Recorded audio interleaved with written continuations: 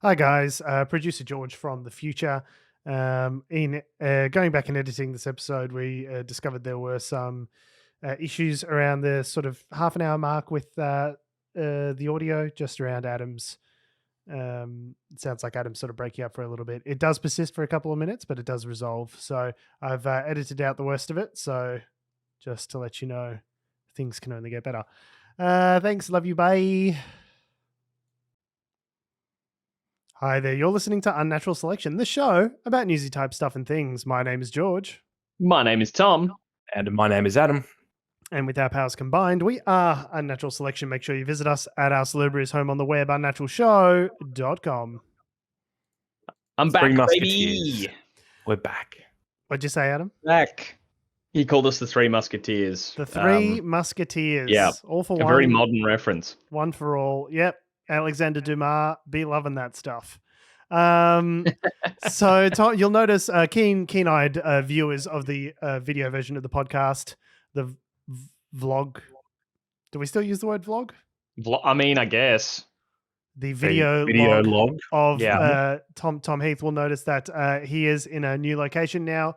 Mm-hmm. So It's still a huge mess like the old location was, but this is because I'm moving in, not because I'm lazy. Okay, so It's almost done. The last one was, when you move into a place, you've got your bedroom, you set that up, the living room, you try to make that all nice. Yeah. And then if you got a secondary, if you're fortunate enough to have got a place that has a second bedroom that you're going to use for a study or whatever, it also becomes the, fuck, where do we put this? We're so tired from all the moving. It just goes in the junk corner. Junk room. And if you don't deal with the junk room, I feel within the first month that you live there, it's the junk room forever. Like there's a window of time, and we missed that window in the old place. So yes, behind me in the old location was the junk corner. And when NVIDIA Broadcast came out and I could bokeh depth of field that shit, it was a godsend. But Tom, what you're saying is you're still within the window where the excuse for the mess is we've moved in. But at what point does it become it's messy because you're lazy? At what point does it shift? Well, I mean, after the month, if I haven't taken care of it, I'm not only in the window of there's a valid excuse that it's messy, I still have a chance to do something about it. I'm still just motivated enough. Right. Because because I feel so. You're saying at 31 days you become Brendan Fraser's The Whale. Haven't seen The Whale, but all right. Yep, go on. He has a lot of mess in his house, is my point. So it's like day 31. It's just because you're an intolerable slob, and it's a personal failing, is what you're saying. Yeah, an absolute personal failing. He's just busy. He's just busy. Busy man, making moves. So busy. Seeing a man about a dog. Yep, so busy. It's been an absolute nightmare, but I'm now a New South Welshman. But I am keeping my Victorian pride just a little bit, because on my desk I have a lovely coaster of Ai Weiwei flipping off the Sydney Opera House. You're very proud of that. Is how I am just keeping my protest, my southern pride a little bit. Southern pride means something very different in a non-American context, so I would like to clarify. Yes. We like the South. Yeah, a little bit. I just get nervous when I hear white people talking about pride. So fair. Speaking of nightmare New South Welshman, Ben Roberts-Smith lost a major court case today. I assume he's in. Is he from New South Wales? I don't think he is from New South Wales, is he? Queensland, isn't he? At least he lived. Energy. I thought he lived in Queensland because he, until also very recently, was like the general manager of Seven Queensland. Yeah, he was. Yes, and had stepped down a while ago following, starting a defamation case about alleged war crimes, and has now actually resigned because that case got thrown out. Sorry, I just Wikipedia'd him. He was born in Western Australia, but anyway, it's all good. He has been everywhere, man, and maybe killed some people in those places. Allegedly. So, do we have to say that? No, okay, let's get to it. Preface it. Explain what happened, and then I want to ask that question. So there was a federal court has thrown out Ben Roberts-Smith's defamation claims against 3 newspapers and 3 journalists this week. This was after 9 newspapers and several others had written articles a couple of years ago that alleged that he had committed war crimes in Afghanistan. So that includes, unlawfully killing civilians. Unlawfully killing civilians, executing someone who was tied up and no longer a threat, and directing his direct, subordinates to do I think, things. Quote, put him out of his misery was one of the quotes. It was pretty grim. You want me to read out the actual bits that they found were on the balance of probabilities? Well, here's the thing. So he's not criminally responsible, right? Because that is a higher threshold. And it's a civil trial that are like, in terms of own goals, like this is like Gaddafi level own goals in terms, you know what I mean? Like it's really just a superior like S grade black tar heroin, just 100% pure Colombian own goal in this, you know what I mean? Like, I don't know that you could, because I mean, those articles, came out and the journalists stood by their reporting and they said, they hadn't started down this track. They were doing some research for sort of an adjacent story about just SAS soldiers in Afghanistan. And then, sort of people had mentioned Ben Roberts-Smith, and then those accounts were corroborated by other people in his squad, and the web sort of like extended from there. It's like different people on independent continents all corroborating the same story with the same kind of, anecdotes about what had happened. And so it was pretty solid reporting, right? And then Ben Roberts-Smith has sued them for defamation. And had he not have done that, probably the story would have ended there. There would have been a couple of articles. People would have forgotten about it. But by suing them for defamation, he's just like Streisand affected the whole thing up to the nth degree. Yep. And led to 5 years of everyone being like Ben Roberts-Smith and war crimes in the same thought.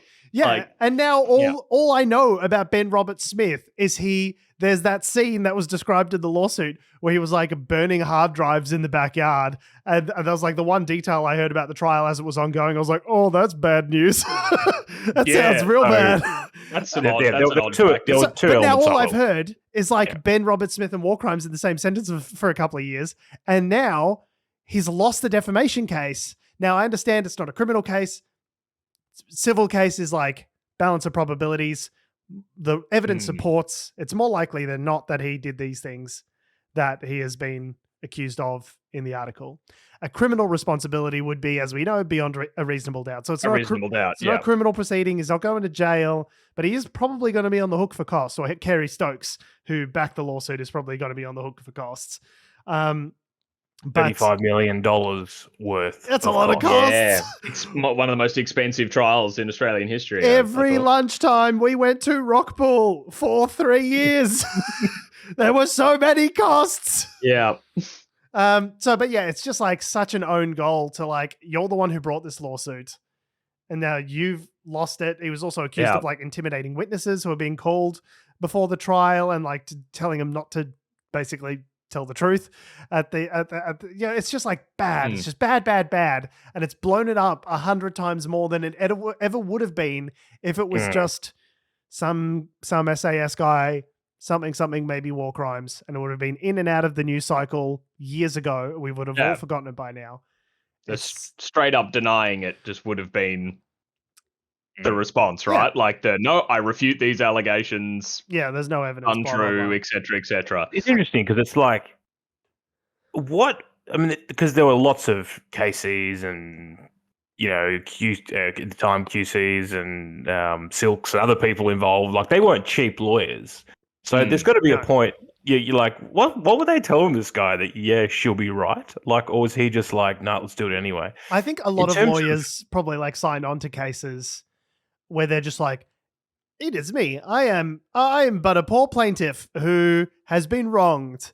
And then you get sort of like 6 months in, they're like, Ben, is this true about the fucking hard drives in the backyard? He's like, oh yeah, like one time I did set some hard drives on fire, but it's not like you're making it sound like it's the more we're learning, the more fucked up it's sounding, Ben. You keep talking. When we took this, it was about you suing them for defamation for things that definitely weren't true.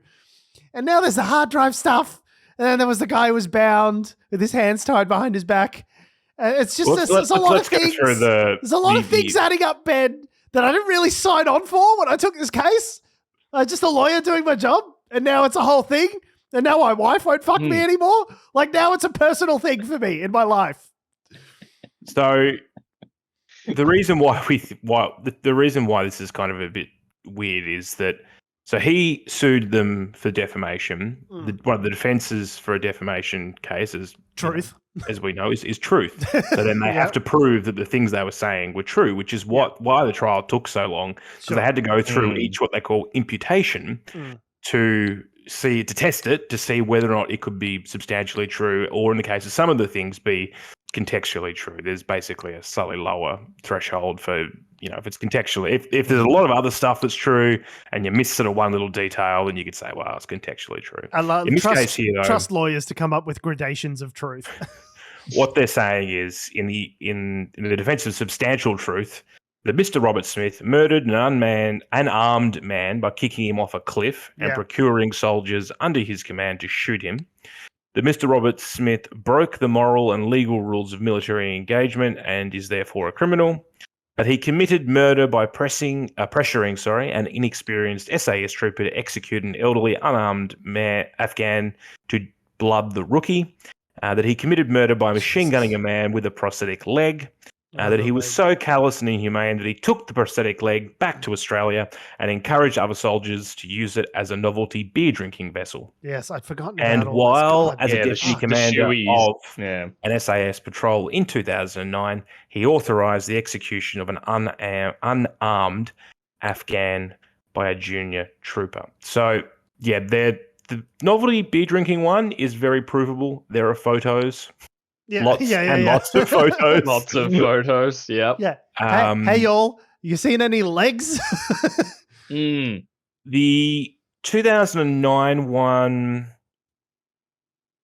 no, I think that's an early one. There were some other stories. So there was a whole litany of things that they were discussed. There were some that were like back when, basically the war first broke out. I don't think they were really part of this case. This is sort of more several years into the war. A lot of these things happened as far as I'm aware. But yeah, so not good things. There were, in terms of what George is talking about, the hard drives, and there was another part of it where he was basically saying that he was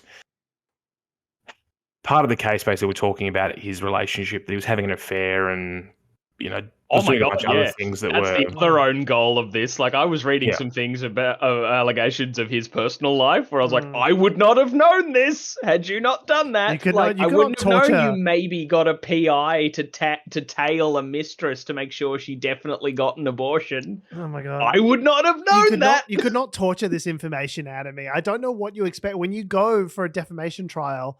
Like, so what they found, though, all bets are off in terms of what gets unearthed in that process. Like, it's so crazy that you would volunteer for this. What they found, though, was that I think that witness was deemed sort of unreliable, so they weren't particularly. Yeah. I don't think that imputation was held to be true, but all the important stuff was. Well, yeah, and that's the other part, because defamation, by its definition, is like the lowering of your reputation in the eyes of a reasonable adult. So by the fact that they found the war crime imputations to be contextually or at least believable, meant that his reputation was so low that you don't even need to find the mistress stuff credible, because you're already beyond that. Because many people think you're a war criminal. Yeah, your reputation is war criminal is worse than philanderer. So that's why they threw that out, rather than be like, no, you defamed him reporting that. They're like, no, because war crimes, it could be believed. Yeah. Having an affair with a mistress, that's not defamation if, people already think you might be a war criminal. Yeah, Ben Robert Smith, he'd been there for every single day of the trial, but on the day of the judgment, he actually was in Bali.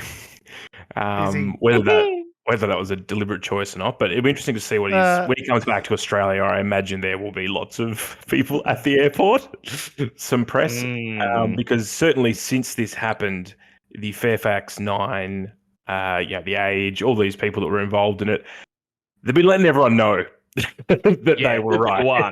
That they won. A lot of people striding manfully onto our television screens and declaring him a war criminal bravely after the defamation case has been dropped.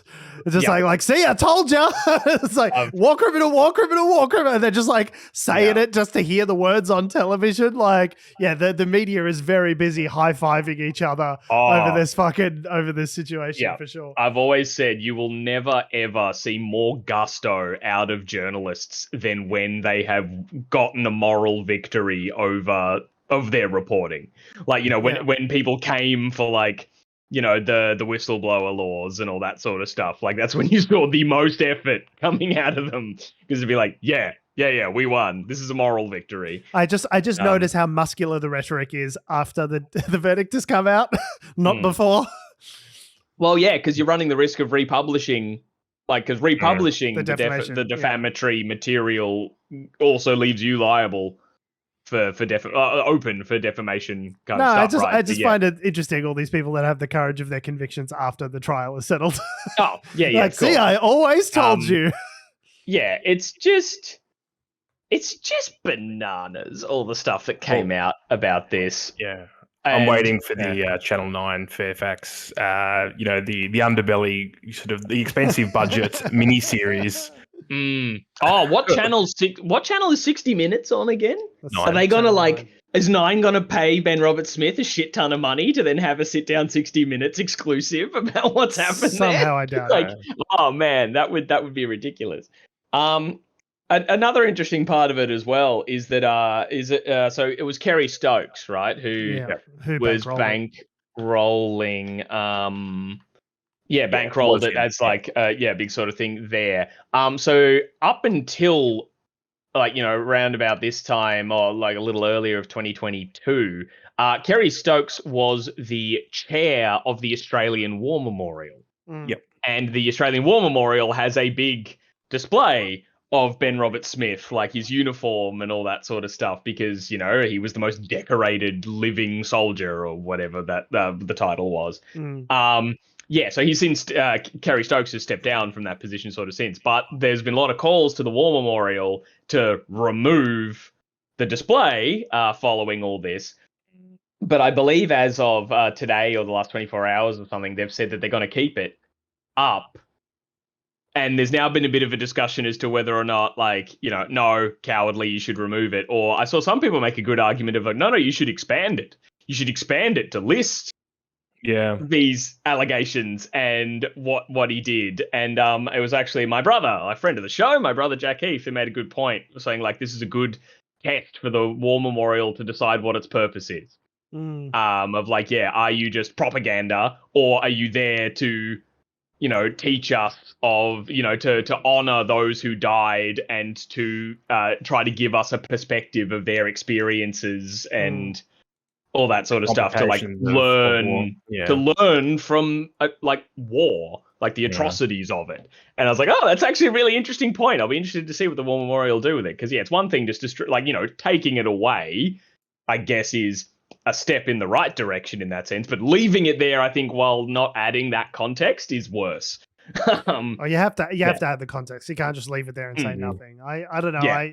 They were having very spirited debate about this on Insiders this morning, all viciously agreeing with each other that it should be left up, but have it amended and say there's the accusation of war crimes and all this sort of stuff. I'm fine with that, taking it down. I don't think it's fucking cancel culture. If it's war criminals or alleged war criminals or balance of probability war criminals, I'm fine with just removing it. I don't think that's a massive crime against history. People still have fucking Google. I think the thing that what they're talking about really is that he won the Victoria Cross. So and there was contentions around that, wasn't there? Some of the testimony in the trial was from some unnamed SAS soldiers, because they had to be keeping their identity secret and stuff like that. But questioning, I can't remember what he got the Victoria Cross for. I know it was actions in a certain battle, but I think they were questioning that sort of stuff. And then that was a lot of the argument from Ben Roberts-Smith's team, was they're just jealous they didn't get a Victoria Cross, so they're obviously trying to tarnish his reputation, etc., etc. But so he had been awarded some pretty high honors. Which I guess is why he was such a famous soldier, right? The VC is the highest. It's it's like the Medal of Honor for those people who might be in the US listening. It is the equivalent. I think the VC, the medal actually was held as collateral, I believe. To Kerry Stokes for bankrolling the trial. Oh boy, yeah, very weird. That's very weird. Have you also seen? Got a bit of a sort of maybe he's gonna trade it for some of Harlan Crow's war memorabilia. Have you also seen like this was a story I missed from a couple of years ago where there's a photo that the Defence Force I think use of Ben Roberts-Smith. It's like him in his combat gear like on deployment or whatever. But in the original photo around his neck he has a medallion with like the Templar cross on it. Like, you know, the cross that was worn in like the Crusades. Against, you know, the Christians versus Muslims crusades, and the Defence Force version, he's wearing the medallion, but they have photoshopped the cross out of it. Oh wow! Rather than using a different picture, So they're like, oh, that's interesting. That's interesting. So if he's a Templar, then who plays the assassin? Is it?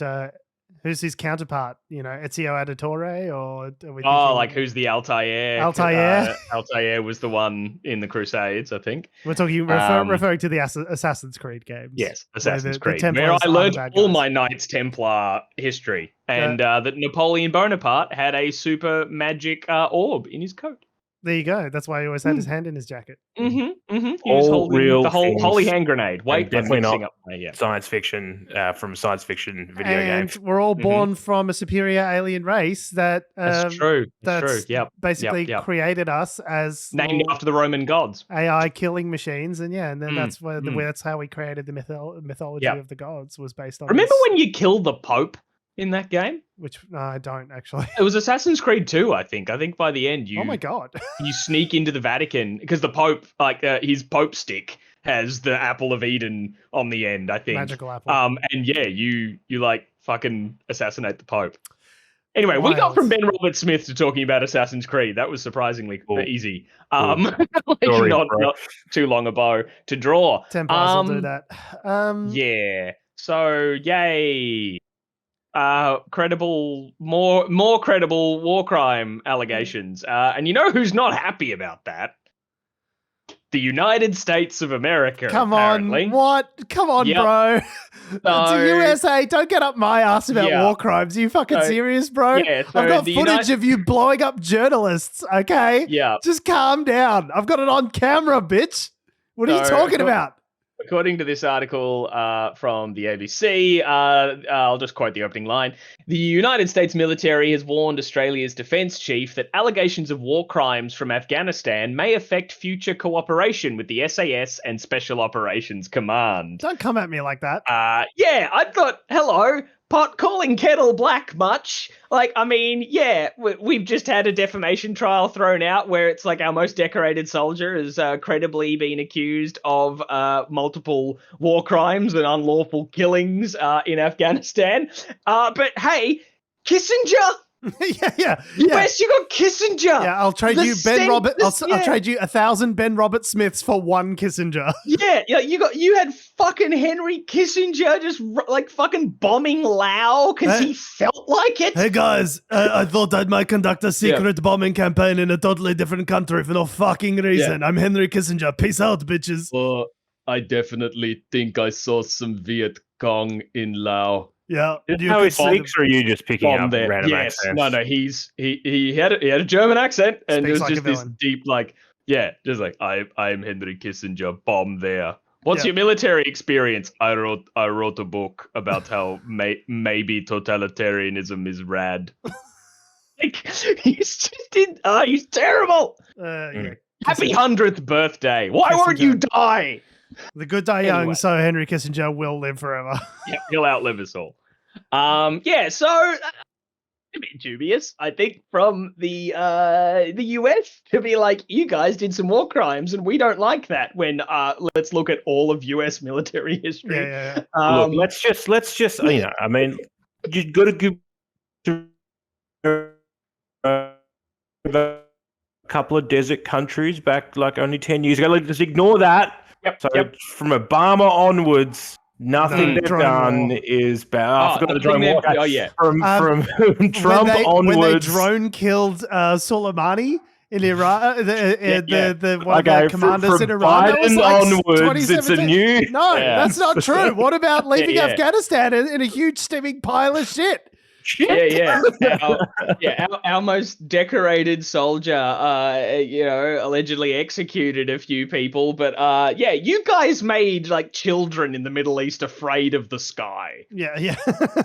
Like, they are afraid of a sunny day. A sunny day means maybe they'll blow up. So to get into the detail here a little bit more, effectively it was one of these Senate estimates committee things. Oh, God, I love a Senate estimates committee. So Angus Campbell, who's the defence chief, was up there being questioned by some senators. And basically in March 2021, so the inciting incident was the Brereton inquiry, which basically was an inquiry by a gentleman who, which basically, exposed a bunch of the the dodgy shit that we did in Afghanistan. I think it was triggered by some of those ABC reports from memory. I think that was the inciting incident, and the government was like, "Oh, we better do a report and do an inquiry to." Is it just me, or is Four Corners the last It's like 1 hour of government accountability every week for 10 weeks out of the year. And it happens on Four Corners. It really does seem like that. And then everyone watches it and goes, oh, geez, that's fucked up, hey? We better do an inquiry on that. Yeah, maybe better do something about that shit. Four Corners or the Inquiry Hour with Louise Milligan. And I remember when Four Corners came out with this stuff, they were also hauled over the coals. The ABC was like, the people raided the ABC or something from memory. Yep. Yeah. It was this whole thing, Anyway, but since then they've done the Brereton inquiry, and then from that, the United States said, "Oh, well, technically it's our policy that our special forces won't work with other countries that have got ongoing war crime." Things going on. Yemen. Saudi Arabia. Illegal war in Yemen. Jeez. Okay, so Adam, tell us about the Brereton inquiry.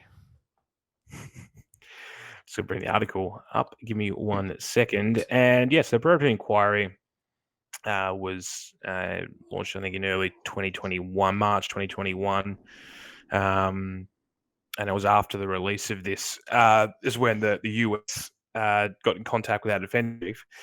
Basically, the Brereton was an investigation, which is named after the guy who did it, funnily enough, into Australian potential war crimes in Afghanistan. That followed, I think, the Four Corners, which basically sort of blew the lid on the whole thing, and at one stage raided the ANC headquarters. To I guess put a bit of a chilling effect on it, / for potentially showing state secrets or whatever. Or whatever. Yeah, the report found that there are and have been a number of instances of potential war crimes that were committed by Australian forces in Afghanistan in the 20 years that we were there. And there is only one individual that's actually been charged with a war crime. And I believe he's currently facing prosecution, I think in New South Wales. The sentence, if found guilty, would be life imprisonment.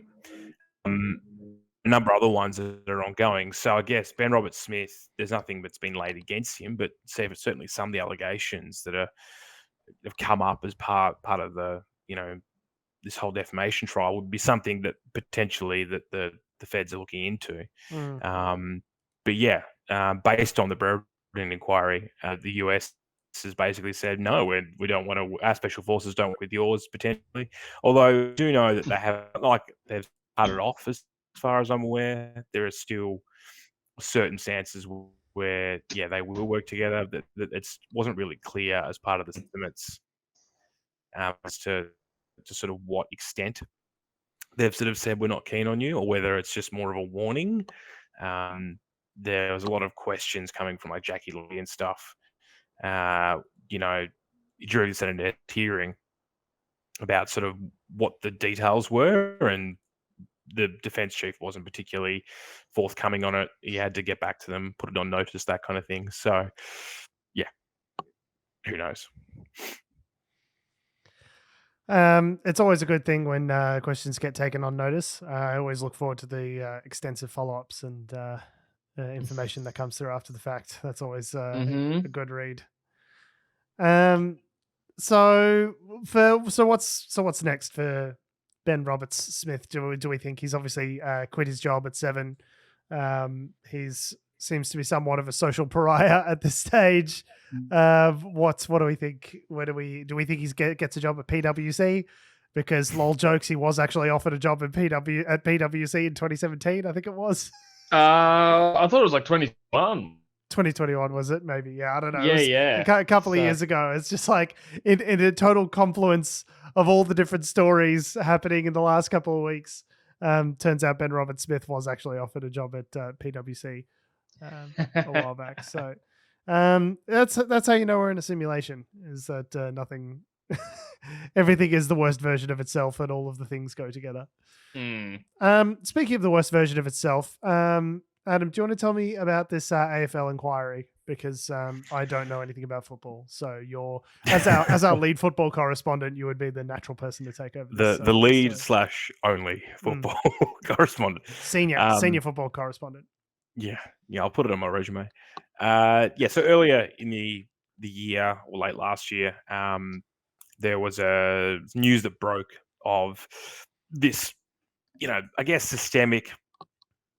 Well, the allegations were that there were systemic racial abuse issues at Hawthorn. Basically, the news broke that Hawthorn had commissioned, or there was a report that was given to Hawthorn being a football club, about several claims of, I guess, racial abuse to some Indigenous players and their families. Some of the allegations were things like, sort of putting the pressure on a partner of a player to have an abortion, separating players from their partners and family as well, making sort of basically saying to them that you couldn't go back and see your family in the Northern Territory. You had to sort of stay at the club, stay with the team, move in with the coach's assistant. These kind of things, which historically, when you look at the broad 20th century Indigenous history of Australia, there are some issues there that might... removing Indigenous people from their homes and community. Whatever could you be referring to? No, sort of that's always worked out great historically. Generation sort of thing. No one stole any generations. That's the liberal media, you idiot.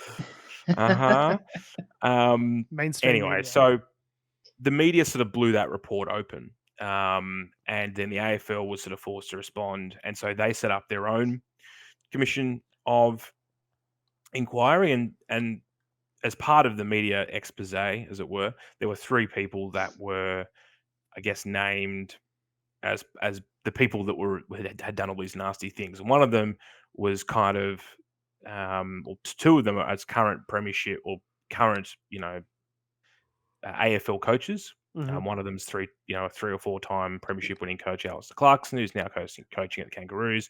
One of them is Chris Fagan, who's coaching at the Brisbane Lions. Another one, his name's Jason Burt. He, I'm not sure what he's currently doing, but he was one time like the head of like player development or something at Hawthorn. I'm not sure what his exact role was, but the point being is that the media basically sort of said that, it was these guys that were the ones that were doing all these things. They were the ones rocking up to having people.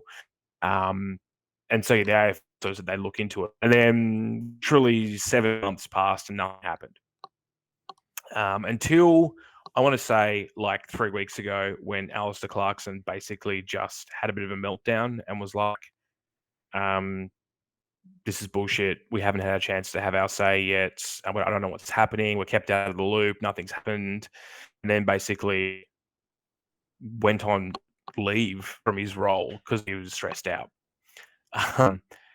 At which point, it's really sad that the white man stressed out. AFL, what's going on? And the AFL hurriedly, because there's a whole lot of other political stuff here, but very hurriedly the AFL sort of wrapped its investigation up after that happened and released a statement the other day. And the statement was effectively that no adverse findings against the coaches or people mentioned in the report. Now, what sort of happened was there was a statement put out. Effectively, it said that they didn't sort of say that the claims made were false. It just said there was no adverse findings. These people are, sorry, what is that? Proven guilty. What the fuck does that mean? No adverse findings. We're not saying it didn't happen, but they sort of no said, harm, no foul. Like, fool me once, you got, shame on you. Like, this one's on us. The, bit of a mulligan. Yeah, and it's the statement basically. Yeah, that the knowledge that you need to do better in space. They need to make sure that, Aboriginal Indigenous players and their families are protected and yada, yada, yada. And we're sorry for any hurt that we've caused and all this kind of stuff. But, yeah, it was kind of a nothing statement. They're just the AFL, just enough evidence. So we're dropping the whole of what they said, basically. We're sorry for the hurt that we caused, which was what? What are we apologizing for? If there's no adverse findings on anything, there's not enough evidence. What are you sorry for? Tell us in detail. Yeah. And that basically, I think they said was that there was an agreement reached between the complainants and the AFL, and they do not wish to pursue the independent panel investigation or make any claims against the AFL in any other process or court in relation to their allegations. That being said, there has been a statement in the last 4 days where complainants have basically revealed who they are, because this whole time we didn't know who they were. And they're saying they're going to the Human Rights Commission to take it up. Basically. So it sounds like someone signed some NDAs, took some cash, and then said, you know what, fuck it, let's take them to the Human Rights Commission. Fuck it. I don't know. What are they going to do? Stop me? Since then, it's been a bit of a cesspool, to be honest, online, because a lot of people have just been like, oh, this guy's a convicted fraudster, and, these people were just whingers. Like, there's, all the AFL people just commenting on the AFL, all the AFL fans commenting on AFL things, going like, it becomes now it's become sort of the poor, hard-done white people, as opposed to maybe there's some issues here that we need to talk about. Mate. Yeah, you reckon? Yeah. And a lot of this is seen as, I guess, it's a way of trying to bring Alistair Clarkson back into the fold because they want him in the game. They see him as a big brand ambassador and all. There's a lot of money and other bits and pieces tied in with it. But so it's not over because this will drag out. But I think, the risk of anyone getting perhaps, there being any civil lawsuits or any, criminal or any real effects, by any real, the risk of there being any real consequences for the people named or the club and the AFL, I would say at this point is pretty minimal. I don't know. The Human Rights Commission doesn't have a lot of teeth in Australia.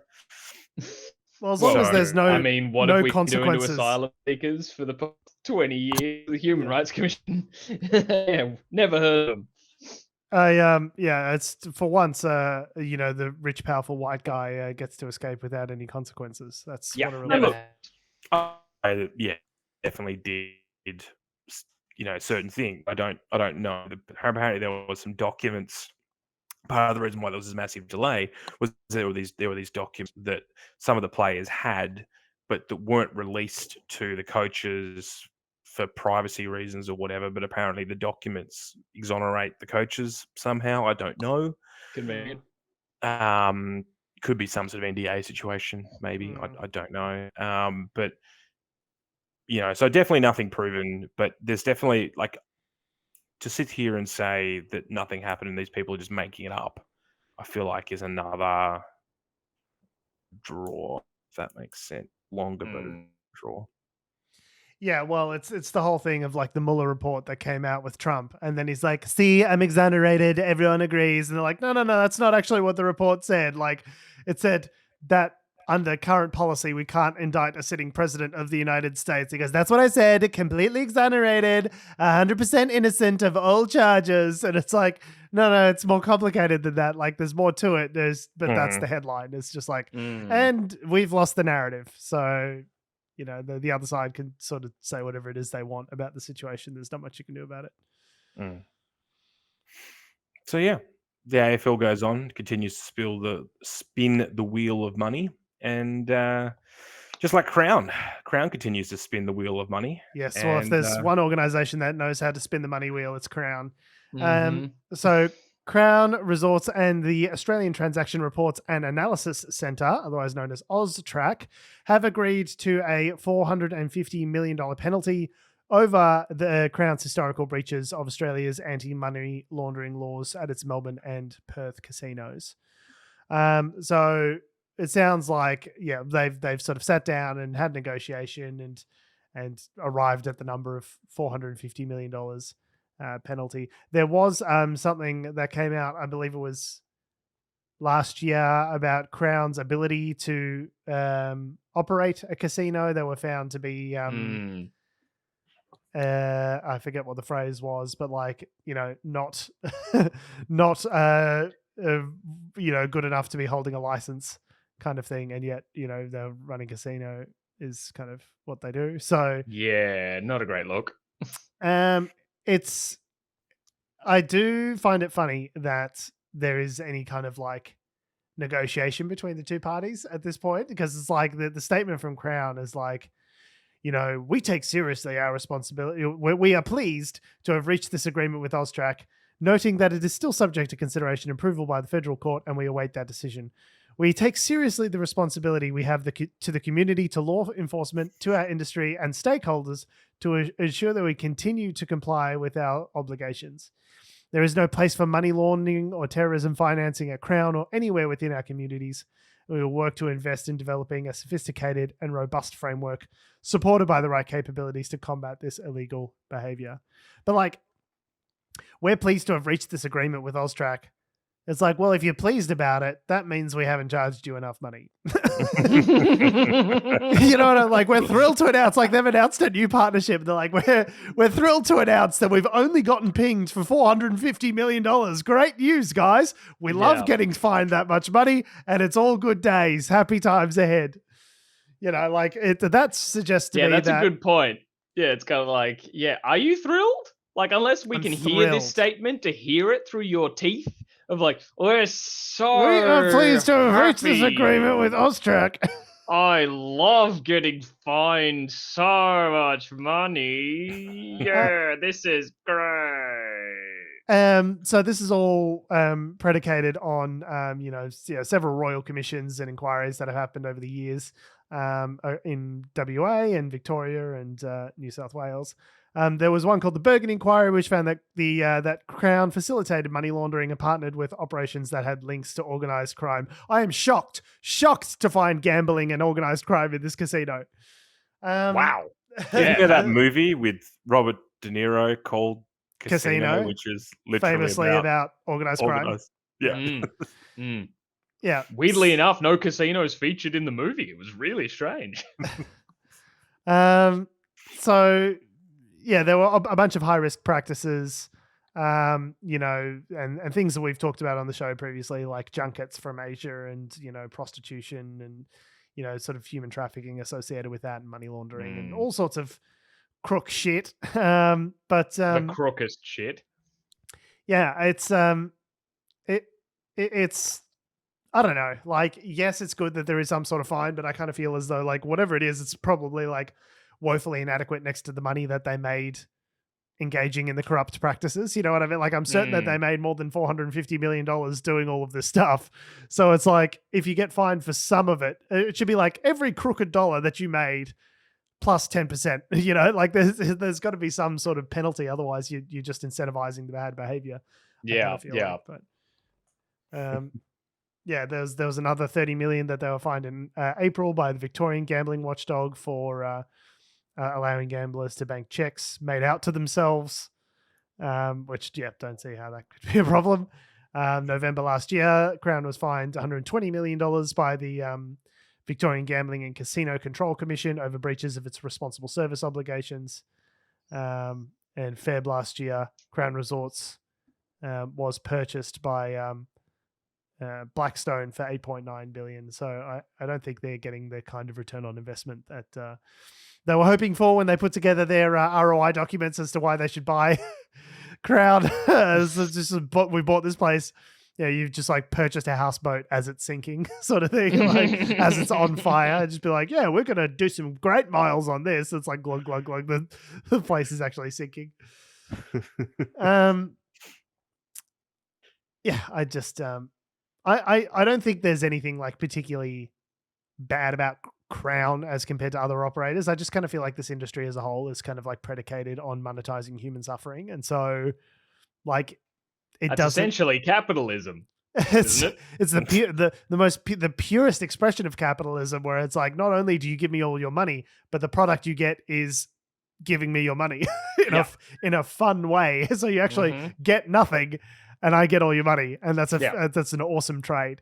But it's like the biggest employer in Victoria, so you got to keep them around, because otherwise I never understood that argument, because it's like the whole organization like is predicated on extracting money from people. So yes, they may employ a bunch of people, but think how many more people would be employed in the economy if all of these billions and billions of dollars weren't being poured into this money pit that is gambling. Like I think there'd be a lot more jobs created if a bunch of people had money in their pockets and could buy lattes, stationaries for their children.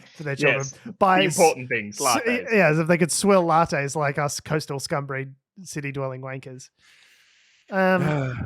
It's just the industry. I feel like this industry is just like, unless there are appropriate controls and regulations in this space, if left to its own devices, it will revert to the path of least resistance when it comes to making money. And what's the easiest way to do that? Well, allow people to write out checks to themselves and, circulate money through the casinos and, do a bunch of illegal shit. Like that's just the easiest way to go about it. Right. I think it's just an industry that attracts that, if that makes sense.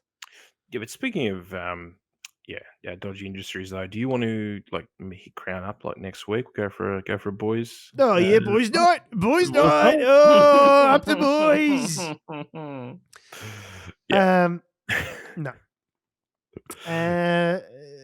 Tell us about on cooked shit. Tell us about Alexander Lukashenko, Adam, if you wouldn't mind. Alexander Lukashenko. He is, for people who don't know, he is the president of Belarus. Belarus is an ex-Soviet country that is pretty much Russia's only ally at the moment. They're an ex-Soviet country, but now they enjoy full democratic freedoms, a complete independence from Russia in all matters. And he said with a gun pointed at his head. Just smile. Everyone's happy. Yeah. Gun off camera. So the other day, Lukashenko was in an interview, and they were talking about the benefits of being aligned with Moscow. They've got not being killed by not being poisoned with polonium. It would be definitely the chief benefit. Not finding your way falling out of apartment 10th story windows. That's a pretty big perk, I'll be honest. Universities will pay 17% super, but they don't advocate the benefits of not getting pushed out of 10th story apartment windows, which is a pretty big perk when you think about it. So Belarus and Russia have got this thing, like this sort of union. It's literally called, I think, the Union State. A state of unions, a bunch of Soviets getting it together to a union of some sort of Soviet union. Yeah. Basically, which sort of says that they're really good friends and it's all part of one big sort of thing. I guess it's their attempt to try and sort of be a counter towards NATO or whatever. The Union State of Russia and Belarus, the economic powerhouse that is Belarus. The West is shaking in their boots. Oh no, fuck! Don't tell me Belarus has got involved. I'm gonna call the president. Anyway, so as part of that agreement, or under that agreement, which has been in place since the 90s, by the way, Yeah. Russia has said to Belarus, hey, do you want some nukes on your borders? What we need is more countries with nukes. Anyone who knows anything about nuclear armed conflict says the more people with nukes, the better. Mutually assured destruction times 186 different ways. Well, New Zealand's got nukes. Don't worry, Singapore's got nukes. It'll all be fine. Only thing that stops a bad guy with nukes is a good guy with nukes. There's 179 other good guys with nukes. Yeah. All pointed at each other like that gif of Spider-Man pointing at the two other Spider-Mans. And the other two Spider-Mans pointing at the other two Spider-Mans, trying to figure out which Spider-Man's the real Spider-Man, but with nukes. So traditionally, Russia, when I say traditionally, since the 90s, Russia has not had nukes deployed in other countries. They've just been held within the Russian Federation, mostly because Russia's so fucking big it covers most of the world. You don't need to point in different spots. But we talked about this a couple of months ago, but they're now moving some of those nukes into Belarus, and they're short range nukes. There's a whole thing about what kind of nukes they are, but the point being is the baby nukes. Who's a little baby? The little nuke. Who's a little baby nuke? Yeah, you little tiny little baby nuke. You're such a little cutie. By the way, this is how George talks to his dog. And I thought you were going to say my wife. By the way, this is how George talks to his little dog, ICBM. Yeah, big boy and little fatty. Mm-hmm. Anyway, so Lukashenko was having an interview the other day, and basically he said the following line: if someone is worried, it is very simple. Join the Union State of Belarus and Russia. Hang on a minute. That's all. There will be nuclear weapons for everyone. Great. Just Love going it. the full Oprah. You get a nuke. You get a nuke. You get a nuke. Just join us. I love that. Like, that sentence just really sounds like the tone is identical. If they said, if you're worried, it's simple. Join the Union State of Belarus and Russia or die. Yeah. It's really simple. If you're worried, join the empire. Yep. It's fine. You've got Stop resisting. Yeah. Stop resisting. Stop resisting. You've got nothing to fear of the Nazi party if you join it. Yeah. Yes, I think, it's probably aimed at some of those old Soviet countries like Kazakhstan and stuff to be like, hey, you guys want to come back and join the...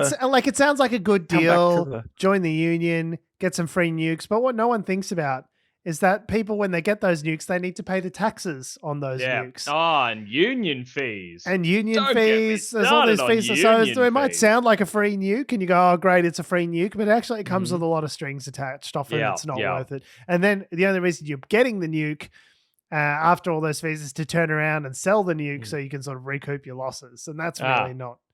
But I guess the Union will have your back the next time you want to engage in a nuclear strike.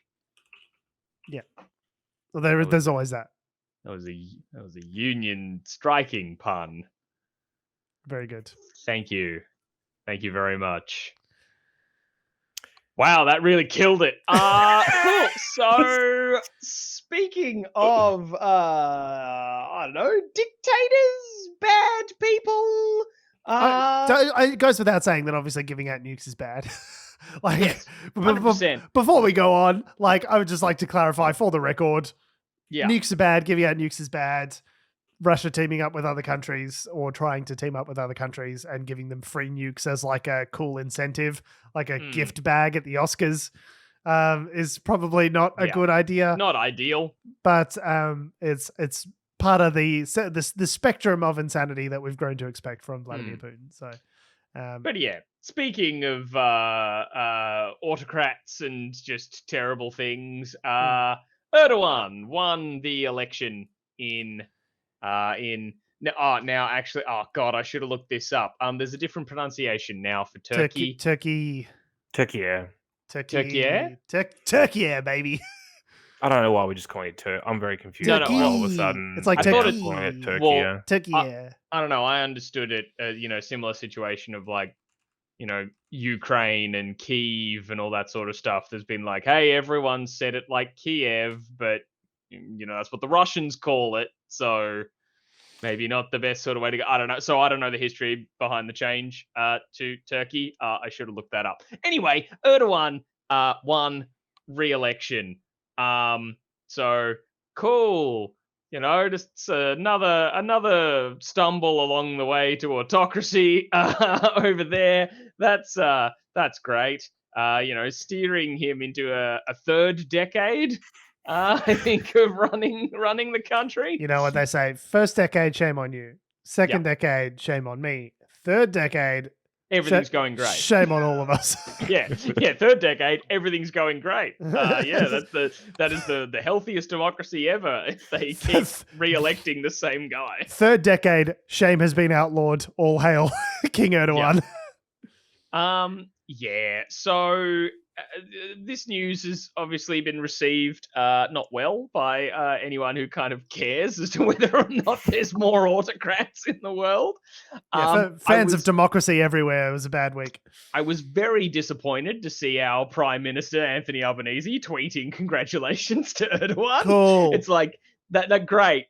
Have we all forgotten that time that like Trump was handed a note that says, do not congratulate Putin for winning election? The first thing he did was congratulate Putin. Yeah. Like, is no one handing Albo like a little note being like, maybe don't congratulate Erdoğan? I'm thinking that he's gotten it all out of his system. Okay. He spent the last month or so, Anthony Albanese, just kind of making shit decisions, doing bad things.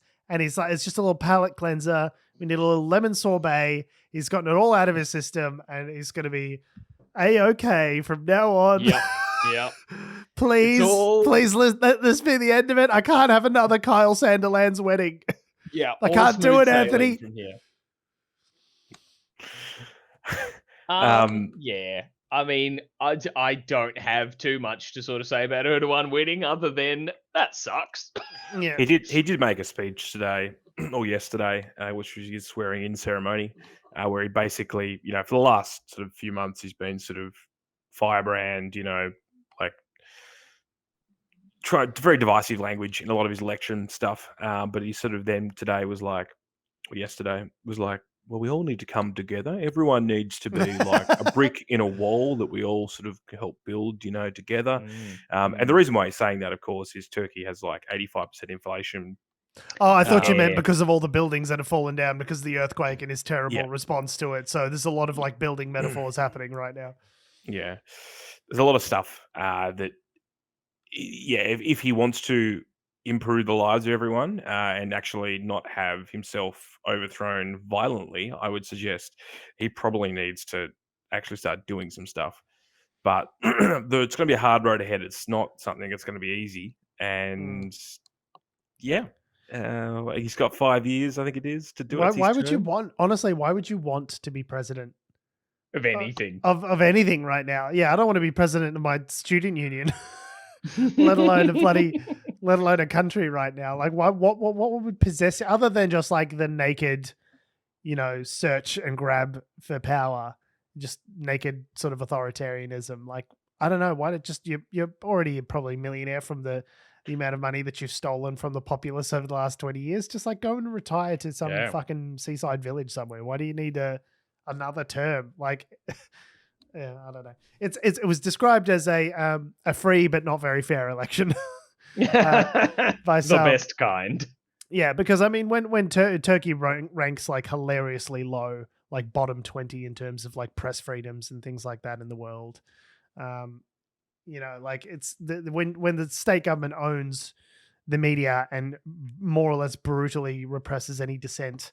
And uses the artifice of the state to take out political opponents and things like that. It's like, well, okay, he won overwhelmingly, but like, what does that win really mean in this context? Like, if it was any other country, if it was a real free and fair election, in a country where you've got 80% inflation, and no competent hand on the wheel that seems to be dealing with it, an earthquake which shatters the country and then a completely incompetent response to it. Like if it was any other country, this guy would be out on his ass. But like, it's just the nature of who he is and the power he holds. It's so consolidated that even like anything else, any other, candidate, that kind of political gravity would sink them. For Erdoğan, he just takes earthquake, inflation, pandemic. That's just all in a day's work. It just takes it in his. Ain't nothing gonna break my stride. Yeah. Well, I mean, in our times of crisis, one thing we could always do is fuck off up the Swedish coast. I mean, in our loneliness and in our sadness, we can just, head off to the Swedish coast. It sounds like a lovely kind of spot to go, particularly if you're a beluga whale. Mm-hmm. Yeah. Well, that's a hell of a segue, Tom. Hell of a segue. Hell of a segue. I love where he was going with it. Much like the actual segue machine itself, completely useless and without purpose, not a commercial success whatsoever. But a shit ton of fun. Yeah, I love very fun. Segway. Yeah, I'm pretty sure you can still go on them on like Segway tours in like Queensland and stuff. Oh, I did a Segway tour of Canberra. It was great. Like, it was so much fun. I was like, I want one of these. You could zip to the train on one. Yeah, well, and then but then when it comes to actually buying them, no one did. So yeah, no one did, and they are expensive as hell. Yeah. Anyway, but they're a lot of fun. What else is good? Yeah. Walking. Walking's pretty good. Walking is pretty good, but you can't feel like a supervillain while walking unless you have a big swishy coat like that guy in Ted Lasso. You can't play Flight of the Valkyries while you're walking. Well, you can. But yes, so we talked about this a few years ago. There was a beluga whale found off the coast of Norway, believed to be a Russian spy whale. It had a Russian-made harness on its back with some tracking equipment or something like that, and everyone believed that maybe the Russians were training beluga whales to spy on their neighbors. And it was all fun and games, just to be a bit like, oh, we have super trained intelligent whales doing our spying. That's kind of a nice little funny story to just sprinkle into the shit sandwich that is the news. But yeah, one of those whales, nicknamed, I'm assuming Vladimir. It's got an H at the start in the spelling here, but Vladimir, I assume, is how you pronounce it. You'll need to come up with some new names. We've got Vladimir, and now we've got Vladimir the beluga whale. Vladimir. Just diversify. Go by Vlad or V-Dog. Yeah. So, but this whale has just this week been spotted off the coast of Sweden. And people were wondering if, are the Russians sending out the whales again to do some spying? But marine biologists suspect that the reason he migrated up there is because he's lonely. He's a little baby. So sad. He's just a baby, lonely baby. He just wants a cuddle. Just this gorgeous beluga whale, seeking some solitude, or was in his solitude, and so he went out to seek human companionship.